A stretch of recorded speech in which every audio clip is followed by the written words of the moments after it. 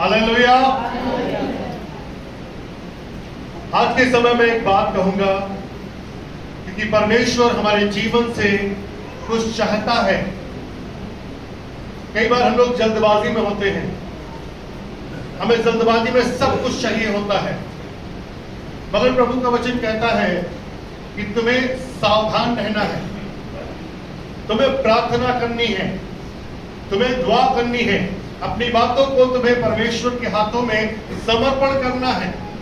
यदि हम कोई काम करने जा रहे हैं तो उसके लिए हमें प्रार्थना करनी है, हमें शुक्रगुजारी करनी है। कहीं जा रहे हैं तो हमें दुआ करना है, आ रहे तो प्रार्थना करना है, अपने हृदय को परमेश्वर के सम्मुख रखना है, जिससे परमेश्वर हमें और आपको आशीषित करे और प्रभु के नाम की महिमा होने पाए।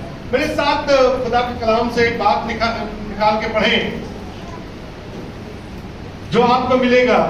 याकूब की पत्री, उसका 1 अध्याय और उसका 2 पद। यहाँ पे कुछ इस तरीके से याकूब लिख रहा है, और जब मैंने इसे पढ़ा तो मुझे बड़ा अच्छा लगा ये वाली बात पढ़ के, क्योंकि कई बार लोग जब तकलीफ में होते हैं, परेशानियों में होते हैं, दिक्कतों में होते हैं, तो हड़बड़ाहट में कुछ और ही कर बैठते हैं। वे प्रार्थना नहीं करते, बाइबल पढ़ना छोड़ देते हैं, और उनका मन भागने लगता है, वे विचलित होने लगते हैं। वो सोचते हैं अब क्या होगा। जब परीक्षाएं आती हैं तब हम घबरा के दूर चले जाते हैं, और हम कहते नहीं, हम बाइबल पढ़े तो शायद हमारे साथ ऐसा हो गया, हम चर्च चले गए तो ऐसा हो गया। मगर बाइबल एक बात बताती है, याकूब ने यहाँ पे बड़ी अच्छी सी ये बात लिखी, और क्या कहता है, पढ़े। याकूब 1 अध्याय और उसका 2 पद। हे मेरे भाइयों, कहता है, हे मेरे भाइयों, जब तुम नाना प्रकार की परीक्षा जब तुम परीक्षा में पढ़ो, तो इसको आराम से कहता है, जब तुम परीक्षा में पढ़ो, जब परीक्षाएं होती हैं, जब परीक्षाएं आती हैं, तो हम प्रभु से दूरी बनाते हैं। कई बार मैंने लोगों को सुना, भैया हम चर्च चले गए, हम बीमार हो गए, हमने बाइबल पढ़ा, हम ठीक नहीं हो पा रहे हैं, हमने शायद दशमांश दिया और अधिक परेशानी आ गई। जब तुम परीक्षा में पढ़ो, जब परीक्षाएं आए तो ये समझ लो कि परमेश्वर तुम्हें आगे लेके जाना चाह रहा है। जब परीक्षाएं आए तो अपने आप को परमेश्वर के वचन में मजबूत करो। जब परीक्षाएं आए तो दूर मत भागो, क्योंकि यदि आप दूर भागोगे और परीक्षा से निकल जाओगे तो आप फेल हो जाओगे। आपको पता है, जो परीक्षा नहीं देता वो फेल हो जाता है जीवन में, और वो व्यक्ति वहीं का वहीं पे रहता है। और जो मेहनत करता है, जो प्रार्थना करता है, जो बाइबल पढ़ता है, जो प्रभु के वचन के साथ बना रहता है, वचन बताता है कि वो वहां से निकल जाता है, अपनी परीक्षाओं से वो आगे बढ़ जाता है। मगर कई बार हमारे और आपके जीवन में कुछ ऐसा होता है कि हम जब परीक्षाएं आती हैं तो हम और आप घबराने लगते हैं, भागने लगते हैं, प्रभु अब क्या करें, ये तो हमारी बड़ी परीक्षा हो रही है, हमारे घर में ये दुख आ गया, हमारे घर में परेशानी आ गई। हम नहीं कह पाते हैं प्रभु को धन्यवाद, क्योंकि परीक्षाएं हमारे मन को गंदा कर देती हैं। परीक्षा हमें प्रभु के वचन से दूर लेके चली जाती है, और हमारा मन बाइबल में नहीं लगता, हमारा मन प्रार्थना में नहीं लगता है, हमारे मन में उल्टी बातें चलती हैं। और फिर कोई आता है और कहता, देखो तुम चर्च गए थे ना, इसलिए तुम्हारे साथ ये हो गया, तुमने प्रार्थना कराई ना। कई बार हम समझ नहीं पाते, शैतान हमें परमेश्वर के पास जाने से रोकता है।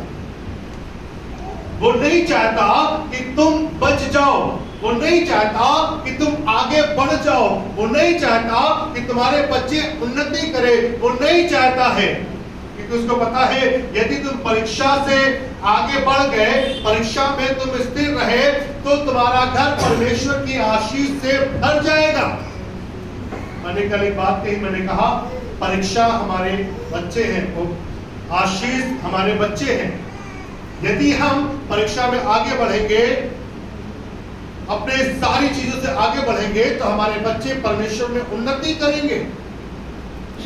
यदि हम परीक्षा में स्थिर बने रहेंगे और हम परीक्षा देना नहीं चाहेंगे, हम बोलेंगे नहीं हमें ये वाला काम नहीं करना है, तो मालूम क्या होगा, हम उसी स्थान पे रहेंगे और तकलीफें, दुख, परेशानियां बनी रहेंगी। हमारे बच्चे निकल नहीं पाएंगे, परिवार निकल नहीं पाएगा। मगर जब हम परीक्षा से आगे बढ़ जाते हैं, परीक्षा में स्थिर बने रहते हैं और प्रार्थना करते हैं, तो विश्वास मानिए बंधन जल जाते हैं, बीमारियां चली जाती हैं, तकलीफें दूर हो जाते हैं। क्यों? क्योंकि तुम परीक्षा में स्थिर हो। अभी परीक्षाएं हो रही हैं। आप सोचिए, एक बच्चा अगर हाई स्कूल में है और उसने परीक्षा में मेहनत नहीं की, तो क्या होगा?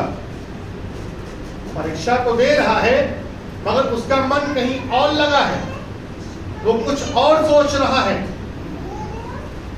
और जब रिजल्ट आता है तो बच्चा फेल। हमने पढ़ाई भी की, हमने मेहनत भी की, हम रात रात जगे भी, मगर फिर भी फेल हो गए। क्यों? हाँ, आपने पढ़ाई भी की, आपने बहुत मेहनत की, आप रात रात भी जगे हैं, मगर आप क्या पढ़ाई कर रहे हैं? आप रात में किसके लिए जग रहे हैं? आप क्या कर रहे हैं? यदि आपने अपने विषय की पढ़ाई की तो आप पास होकर आगे निकल जाएंगे, प्रभु आपको आशीष देगा। वैसे ही परमेश्वर का वचन कहता है, परीक्षा में जब तुम परीक्षा में पढ़ो, नाना प्रकार की परीक्षाएं, एक प्रकार की परीक्षा नहीं। जब परीक्षा होती है तो कितने प्रकार की होती है, कितने पेपर होते हैं? एक दिन में क्या परीक्षा टल जाती है? एक पेपर दे दिया और हम पास हो गए और हम आगे क्लास में चले जाएंगे? क्या एक पेपर में सब खत्म हो जाता है? कई पेपर देने होते हैं, कई रातें जगनी होती हैं, और हमें अपनी परीक्षा में स्थिर होना होता। नहीं, हम कहीं नहीं जाएंगे, हम कुछ नहीं करेंगे, हम परीक्षा में खड़े होना चाहते हैं ताकि प्रभु हमारी प्रार्थना को सुने। और जब परीक्षा आए आपके जीवन में, जब परीक्षा आए, कई बार जब परीक्षा आती है तो हम बड़ा उदास हो जाते हैं। अब क्या होगा, अब कैसे होगा? क्योंकि परीक्षा आ गई, हमने पढ़ाई नहीं की, हमने शायद खरा जीवन नहीं जिया, हम शायद प्रभु के वचन के साथ बने नहीं, परीक्षा आ गई, अब हमारा क्या होगा? जब परीक्षा आती है तो कमजोर बच्चे घबरा जाते हैं। आपको पता है क्यों वो घबरा जाते हैं, क्यों वो डर जाते हैं? क्योंकि क्लास में जब उन्हें पढ़ाया जा रहा है तो उनके दिमाग में कुछ और चल रहा है। घर पे जब वो आए तो उनको पढ़ने की नौबत ही नहीं है, वो टीवी में, मोबाइल में, दुनिया में अपने कामों को कर रहे हैं। मगर जैसे परीक्षा आती है घबराने लगते हैं, डरने लगते हैं। अब क्या होगा, हम कैसे पास होंगे, हम क्या करें? क्योंकि परीक्षा पूरे साल की पोल खोल देती है, यूं कहें, खुलासा कर देती है। इसलिए जब परीक्षा आए तो आप पहले से अपने आप को मजबूत करें, आपको चिंता ना रहे, आपको ये पता रहे कि परीक्षा आई तो इस परीक्षा से निकालने वाला भी मेरे साथ है। मैंने अपना जीवन खराई के साथ जिया